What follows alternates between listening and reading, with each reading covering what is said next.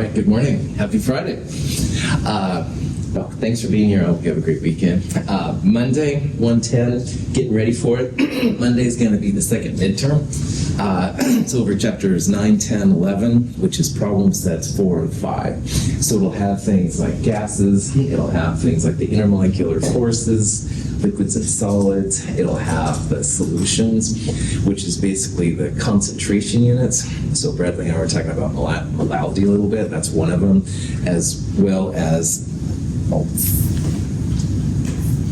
there's a missing, oh, I bet that's, anyway, okay, sorry, I think this is my colleague. Anyway, Prophet back on, wow, it's a Monday, sorry. Okay, midterm, oh, God. Midterm 2, Monday morning, 1:10 p.m. Chapter 9, 10, 11, gases, intermolecular forces, and chapter 11 is solutions. So that's the concentration units, molality, weight percent, mole fraction, and molarity, of course. And then the colligative properties, freezing point, boiling point, osmosis, vapor pressure, depression.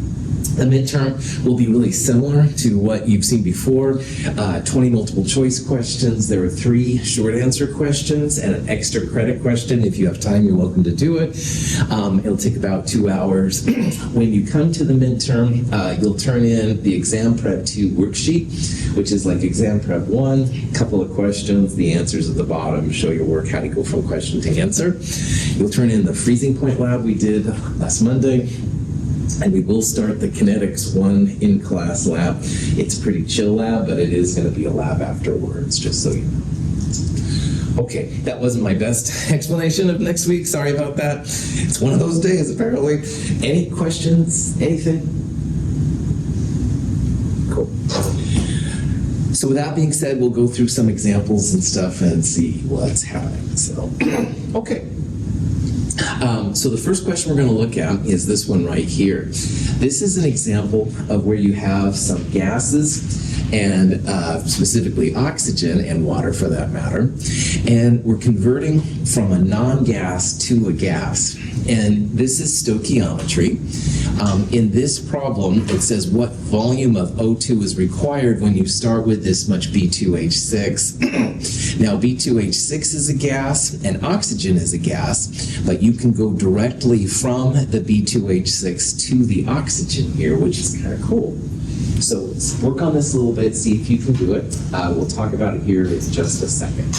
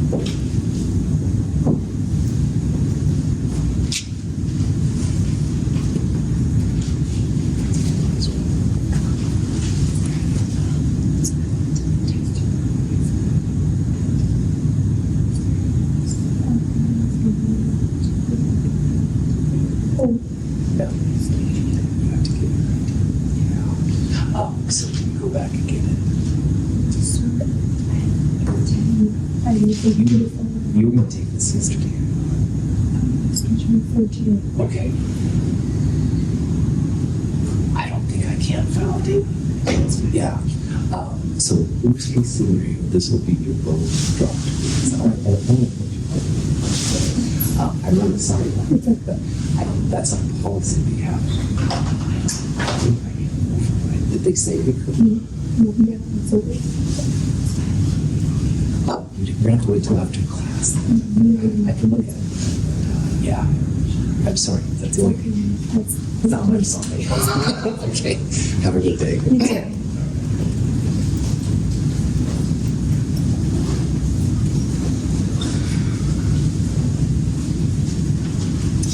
Okay, so if you go back to the ideal gas law, PV equals nRT, there's two things that are kind of important here I want to point out. PV equals nRT, of course, is the expression.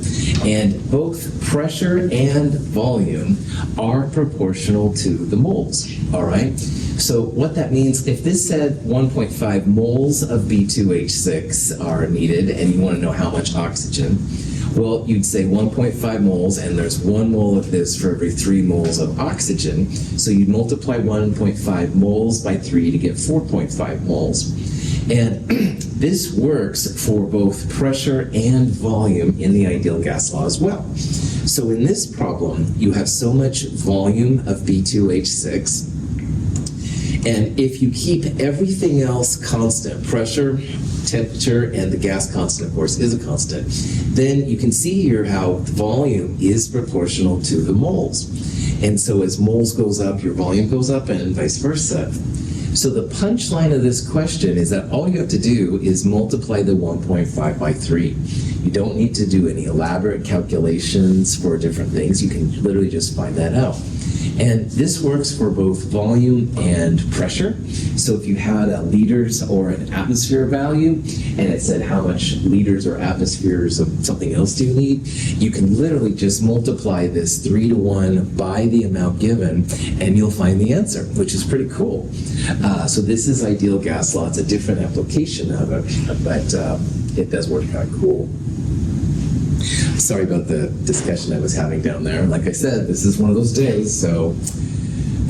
anyway, questions? Anything? No?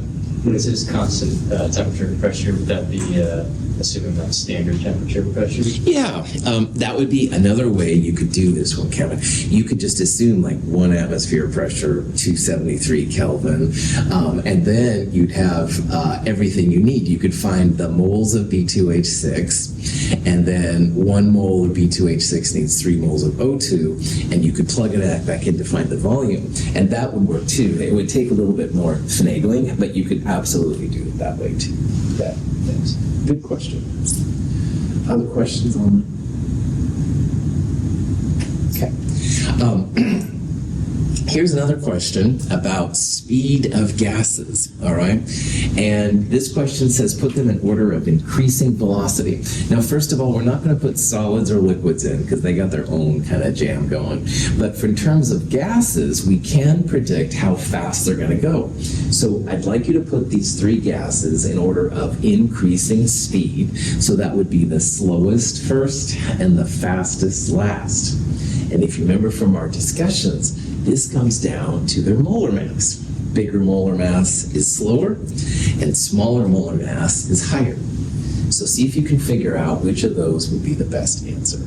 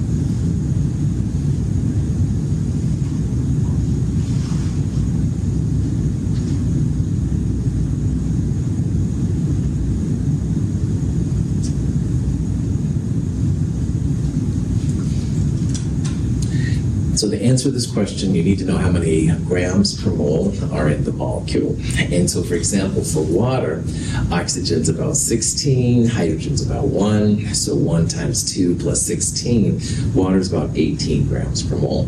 And oxygen, the diatomic, would be 16 times 2.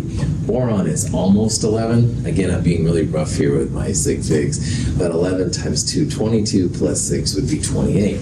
So if we want these in order of increasing speed, that means we want the biggest one first, all right, because that's going to be the slowest. And the smallest molar mass, this one should be the fastest. So hopefully then the O2 will be the slowest one because it's the biggest, all right? And B2H6 is a little bit lighter, so it'll be kind of in the middle. And in this one anyway, water has the smallest molar mass, so it should be the fastest of all. Questions on it?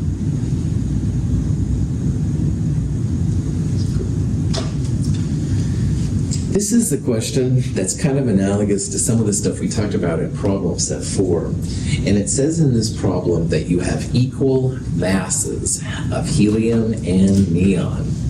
And you're placing them in separate containers of equal volume at the same temperature. And it wants you to compare the pressures.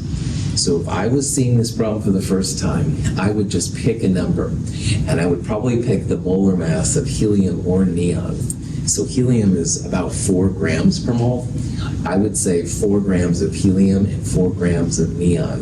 And then you can turn those into moles and think about how the moles would affect the pressure. So see if you can play with that, figure that out. We'll talk about it here in a little bit.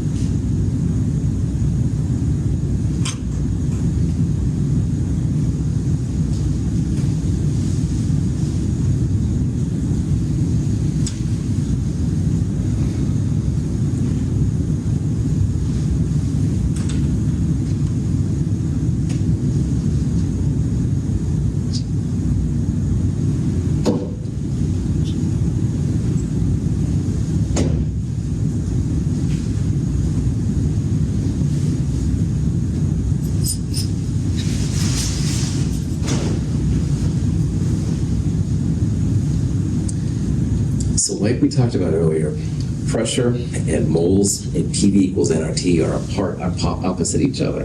And what that means is as one goes up, the other one goes up. So in this problem, pick a number. Doesn't matter. I picked 4 because it's easy, but you can pick 1,000 or 0.001. Doesn't matter. And you want to figure out how many relative moles you have of helium and neon. So helium is about 4 grams per mole. Neon is roughly 20 grams per mole. So 4 divided by 4 is about 1, but 4 divided by the molar mass of neon, which is 20, is much less than 1. It's like 0.2 or whatever.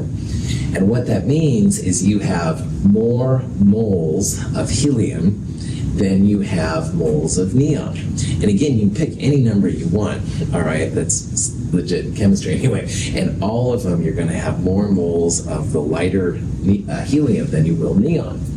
And moles are proportional to pressure, all right? So the more moles you have, the more pressure you're going to have. So again, whatever number you pick, you're going to find that the helium pressure is greater than the neon pressure. As long as you have equal masses, this is going to be the case. The molar mass will play a factor in there. So you'd have more pressure of helium because you have more moles.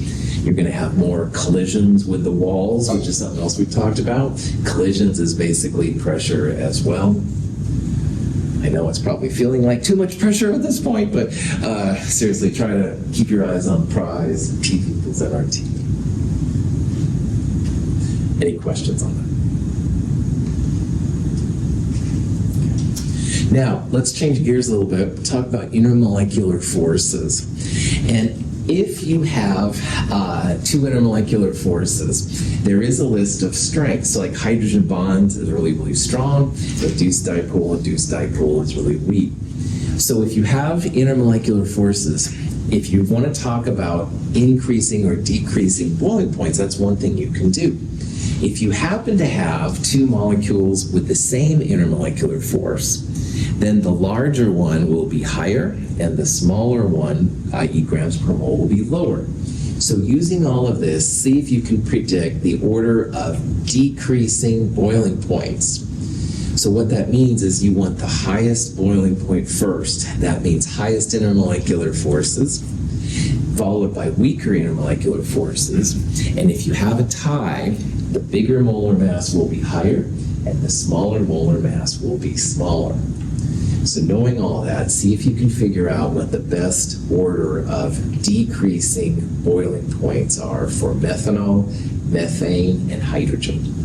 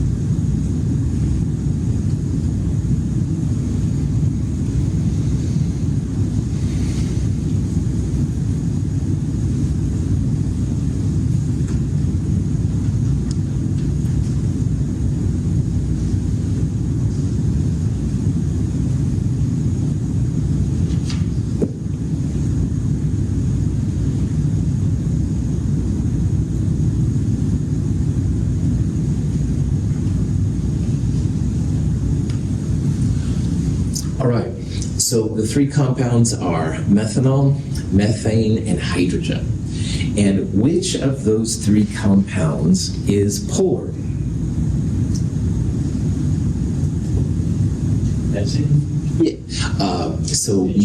Yeah, methane is a carbon with 4 hydrogens around it, all right? And when everything is the same around a compound, unless there's a lone pair, that's going to be a nonpolar compound, all right? So methane is as a nonpolar. Hydrogen is just 2 atoms, all right? Anytime you got those are going to be nonpolar. But your methanol over here has the oxygen. Oxygen has 2 bonds, 2 lone pairs, all that kind of stuff. So this one is going to be your polar molecule. So to answer intermolecular force questions, you've got to know if something is polar or nonpolar. So these two are nonpolar, and this one is polar. Now, why that's important is that polar things are always going to be stronger. They're at the very least dipole-dipole force. So methanol there is at least going to be dipole-dipole. And the nonpolar ones are the weakest force, the induced dipole. So right away we can say that the methanol is going to be the highest one. All right, it's going to be the biggest boiling point because it has the strongest bonds. And technically, it's hydrogen bonded even. It's got the OH on it. So remember, if you see the NH, OH, or FH, then you've got this superpowered hydrogen bond thing going. So this thing is going to be highest, definitely. Now, these two are nonpolar. So what that means is they're both induced dipole, induced dipole. So when there's a tie like this, then the bigger molar mass will have a higher boiling point. It takes more energy to make it go into a gas phase. And the smaller one will have a lower boiling point because it's easier to get into the gas phase. So for this one, we would say methanol is the biggest, and then after that comes methane and hydrogen. This one is first because not only is it polar, it's got hydrogen bonds, really, really strong. It's going to be the highest. These two are both ID-ID. They're both non-polar. They're both induced dipole, induced dipole. So because these two are the same, then you look for the molar mass, because they're type. Methane, roughly 16 grams per mole. Hydrogen's about 2 grams per mole. You can see this one has more atoms. It's going to be harder. It's going to take a little bit more energy to get it in the air. So that's why it's before the hydrogen gas. So this order will be important to determine things like that, all right? And you've got to know when something is polar or non-polar. Polar means dipole in this stuff, and non-polar means induced dipole. And if you have a tie, then the bigger molar mass will be the higher boiling point, higher melting point, whatever, and the lower molar mass will be the smaller boiling point. Any questions on that? Okay, here are some more compounds. All right, sulfur dioxide, sodium chloride, our good friend methanol again, which we talked about, and helium. Now I'm going to give you a little bit of a hint here. Sulfur dioxide, if you draw out its Lewis structure, is polar. So we have something polar, we have something non-polar. This is polar with those hydrogen bonds even, supercharged. And sodium chloride is an ionic compound. It's an ion-ion. So see if you can put these in order of increasing intermolecular force. So the one with the weakest force would be the first one, and the one with the stronger force would be the last one.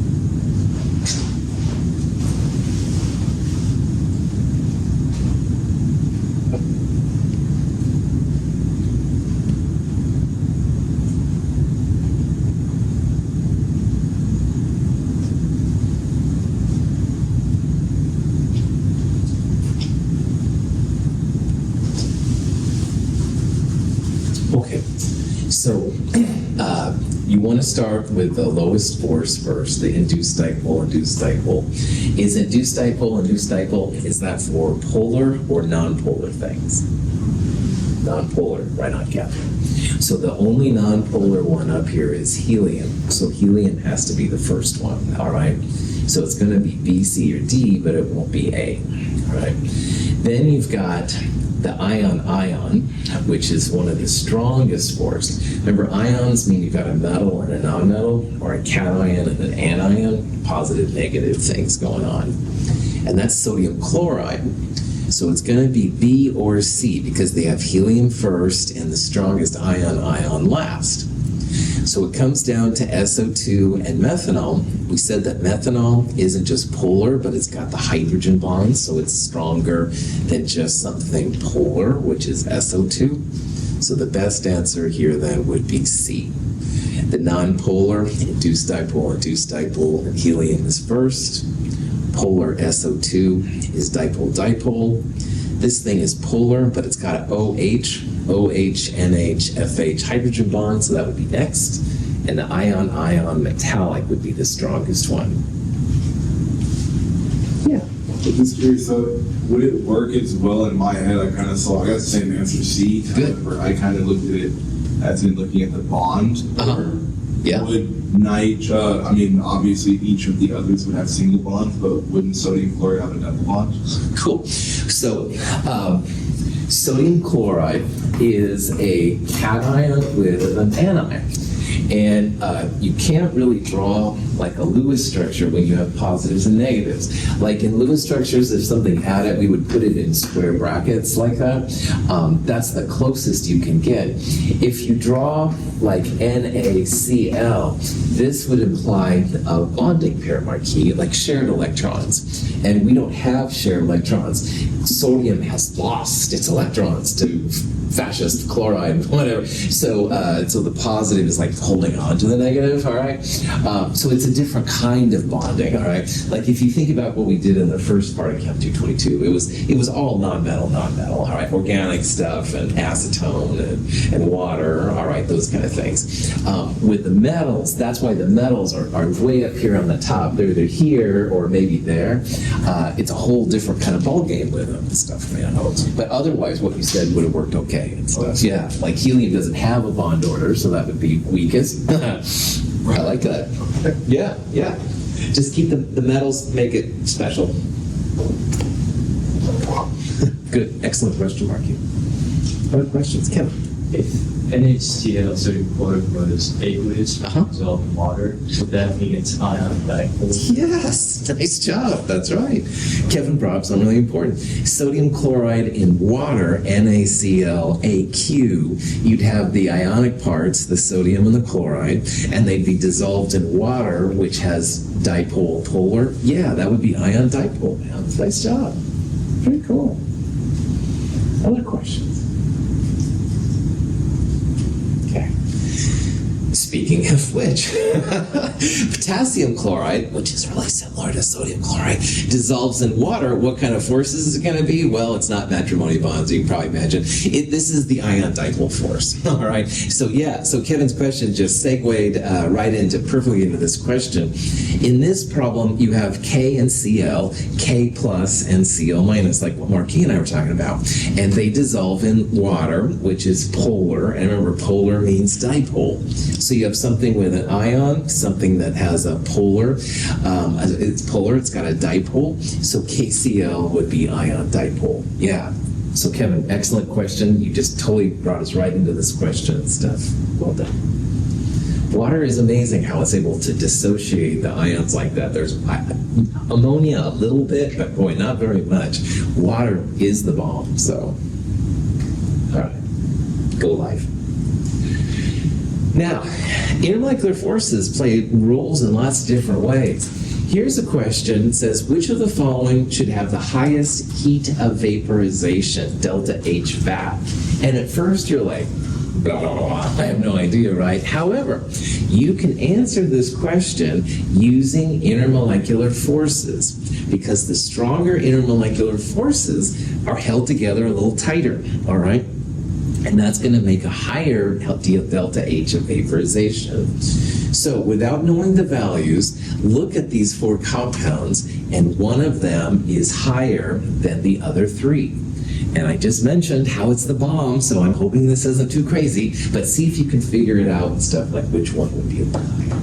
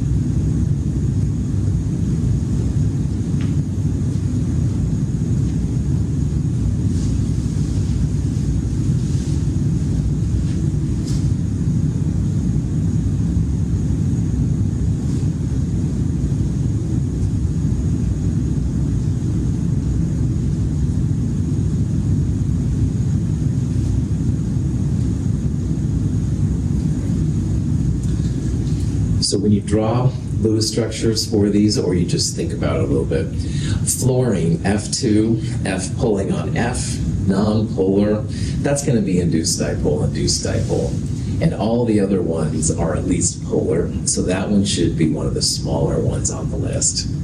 Now, between these 3, this is where it gets kind of interesting. There's an OH there. Water has 2 OHs. And an ammonia, which is another one, has 3 bonds to hydrogen. And remember, anytime you have O, N, or F, you do have the potential for hydrogen bonds. So I call this problem the battle of the hydrogen bonds question, because really it's asking you here, fluorine's out, which of these 3 should have the largest heat of vaporization? And 1 OH on methanol versus 2 OHs on water. As we talked about in class, hopefully that makes it seem like, yeah, probably methanol wouldn't be as big. We looked at ethanol versus water in problem set 5, one of the first questions. And methanol was lower than water because water has this extensive OH network. So this is going to be high, but not as high as water. Now, this one you might think would be higher because really there's 3 NH bonds, and each of those is a hydrogen bond. But when a hydrogen bond is made, the hydrogen has to connect to a pair of lone pair electrons on the other atom. And that's one of the reasons why water is more powerful when it comes to hydrogen bonds than anything else that I know of anyway, because not only does water have 2 hydrogens for hydrogen bonds, but it also has 2 lone pairs. So in theory on ammonia, all 3 of those NHs could make a hydrogen bond, but ammonia has only 1 lone pair. So these 3 hydrogens are essentially competing for 1 lone pair. So for all of these reasons, when I say water's the bomb, I mean it, all right? Water is just fantastic. It's so much stronger than anything else. And one of the things I want to get across to you this term, as well as last term and next term too, is, man, we're lucky to have water on our planet because it creates life, creates all these things. It has really strong hydrogen bonds, so it makes a lot of things happen that don't happen for similar compounds like methanol or ammonia for that matter. So if you have to guess, honestly, guess water for things, because water is just so fantastic in what we're studying, man. So the best way to do it, of course, would be to look up these values using Google or the Handbook of Chemistry and Physics, and that's what I did here, and you can see the different numbers. But boy, water, once again, highest heat of vaporization. So any questions on that? Cool. Now, this is a molecule. It's the crystal structure, the unit cell of this molecule. And in this molecule, you have coppers and you have oxygens. Now, I want to try and describe this a little bit. The red atoms are in the corners of the cube, all right? And this one here is in the body of the cell. Hint, hint, hint. Also, all 4 of the gray atoms are within the unit cell. So knowing that, find the formula of this compound. And I want you to think about how many copper atoms there are based on that drawing, and also how many net oxygens you have. And find out from there then how many coppers, how many oxygens there are. Good to go.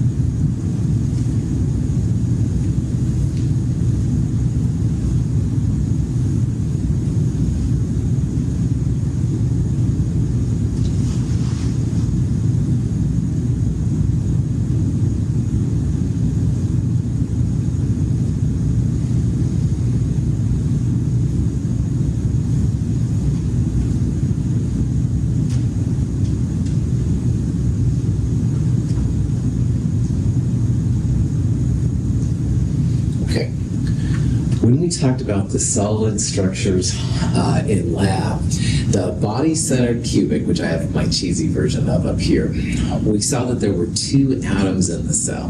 And I want to remind you how we figured that out. So first of all, the corner atoms are only 1/8 in the cell and 7/8 outside the cell. And each cube has 4 plus 4 on the backside, 8 corners. So 8 times 1/8, they represent 1 net atom. And body-centered also had an atom in the middle of the body, which was totally in.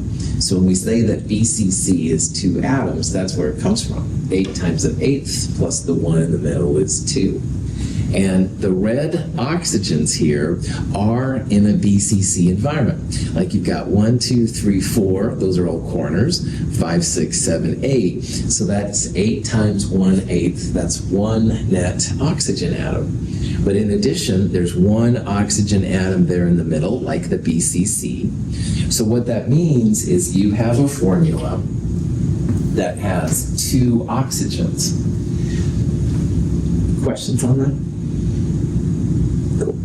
Now, 1, 2, 3, 4, all the gray atoms are within the unit cell, and those are the coppers.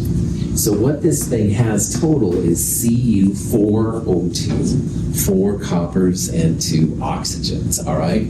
However, when we talk about like 2 atoms in the cell, you want to do the same thing here. So it's like an empirical formula. So if you divide both of these by 2, Cu2O, This is the unit cell for copper 1 oxide. All right, you have 2 copper 1 oxides represented in that unit cell, just like BCC has 2 net atoms in a cell. This is how molecules work. I like this question because I want you to think about like how many atoms like this represents. It's not 1, it's 1/8. All right, but if you can see that, good to go. Yeah. How did we know that there were like 4 copper atoms? Cool. So first what you want to do is you just want to count the gray ones, all right? 1, 2, 3, 4. And all the gray copper atoms are within the unit cell. So what that means is you don't have to do them by fractions or anything like that. Yeah, that's a totally cool question. Other question? Here's a phase diagram question. This is for oxygen, and it says, what is the name of the point where the pressure is 2 millimeters of mercury and the temperature is 54.3? Now, because of the snow days, we lost out a little bit on some of the stuff I'm going to say. So where all 3 points, 3 of these lines come together, the central part of the Y, this is what they call the triple point. And at the triple point, you actually have solid, liquid, and gas all in the same phase. And I was prepared to show you a cool video, but alas, that didn't happen either. So just know that at the middle of the Y, all right, where those 3 parts of the Y come together, at that point right there, that's called the triple point. And you can have not only solid and liquid or liquid and solid, your gas, you have all 3 phases going on at the same time. It's pretty cool. YouTube is filled with cool triple point videos. Looking at you, Marquise, you always are into cool videos like that. You can find it. There's a really nice one on cyclohexane, which is neat. You can see there's solid, liquid, and gas at the same time. So, as if you had nothing else to do. All right, here's another phase diagram question. It says, which statement describes the density of solid liquid O2? I'm just going to talk about this one. The solid liquid line is right there, liquid gas line over here. We talked about how if the slope is positive, if it increases up and to the right, it's like the solid is pushing on the liquid. And what that means is the solid is going to have a bigger density, i.e. this number, than the liquid phase. So if you have a solid liquid slope, which increases up to the right, like a normal y equals mx plus b graph kind of does, positive slope, solid is more dense than liquid, and most compounds are that way. But water has a negative slope, kind of increases up and to the left. And that's because liquid is more dense than solid when it comes to water. And again, this is why your ice cubes float in water, so I keep talking about this, I know, but it's one way to quickly tell what's going on there. So, question? Here's a question, though, you can answer. It says, which phase is oxygen found at 1 millimeter mercury and 55 Kelvin? So this is where you want to read the graph. Here's 2 millimeters of mercury, so you want 1 millimeter of mercury. You can see that this point is 54.3, so 55 is going to be this way. It's probably right about there. What phase will that be in then? The point is right there.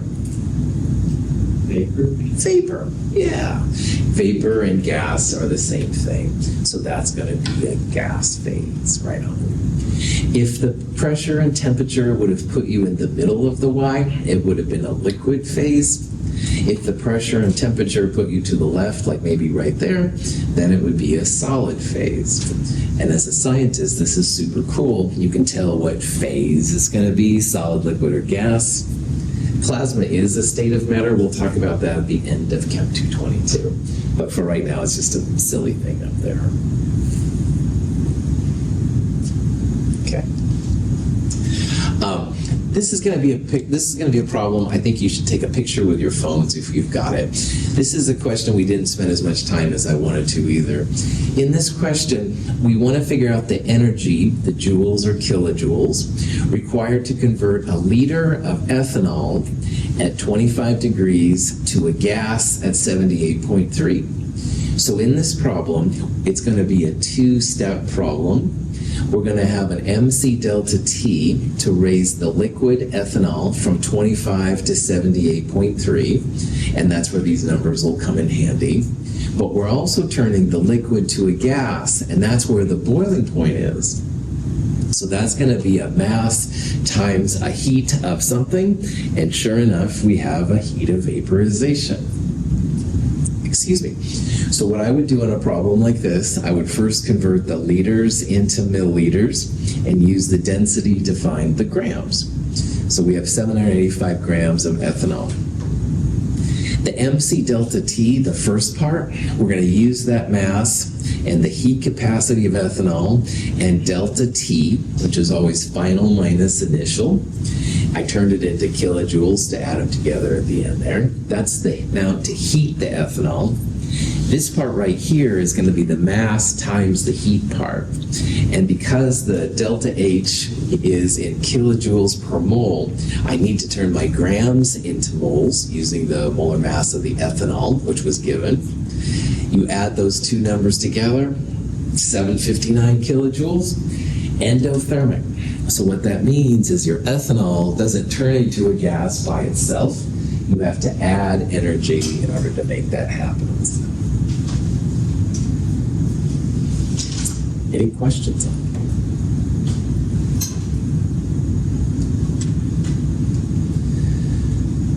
This question will be one that we'll talk about more on Monday, but this is the beginning now of solution stuff, and we're trying to find the mole fraction.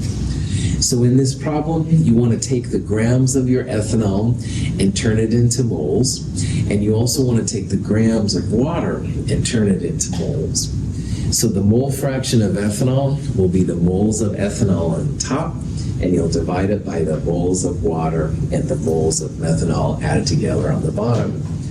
Mole fractions are always numbers between 0 and 1. They're only 0, though, if you don't have any ethanol, and you've got it, so that's not happening. This is also too big, so it's going to be B, C, or D. I'll talk about this more on Monday, but the answer comes out to be 0.12. All right. So it makes sense to kind of stop here. I'll start with this particular slide. We'll use these moles here coming up in some problems, so you'll be ready to rock it. Any questions? All right. Thank you for being here. Have a wonderful weekend. I'll see you on Monday.